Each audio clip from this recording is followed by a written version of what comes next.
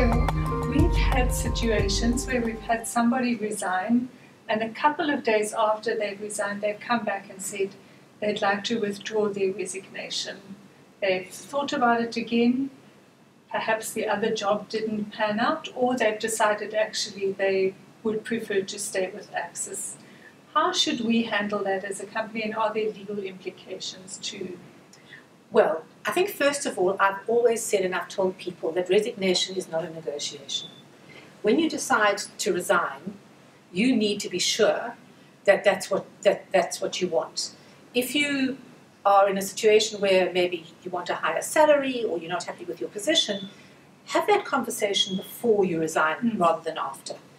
However, most companies, including Accsys, when somebody resigns, we will look at it and say, is this somebody that we really want to fight to keep?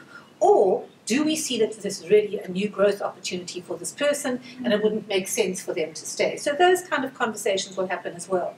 But when somebody resigns and you accept their resignation, usually at that point, the decision is made that that person is not going to be able to stay, and the companies start to move on. They start to look for somebody else. There are cost implications.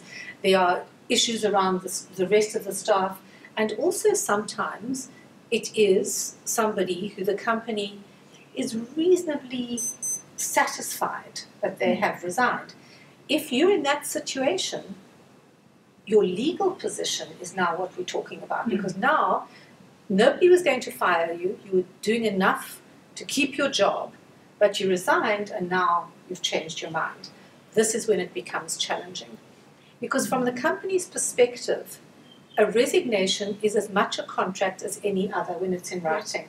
So once you've got it in writing and you've accepted it, whether verbally or in writing, there is no legal position that I am aware of that would force a company to keep somebody who has put their resignation in writing with very clear dates that they're leaving.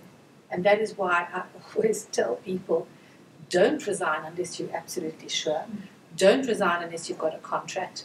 And in the current economic environment, don't resign unless you've got another job. Absolutely. Good. Thank you.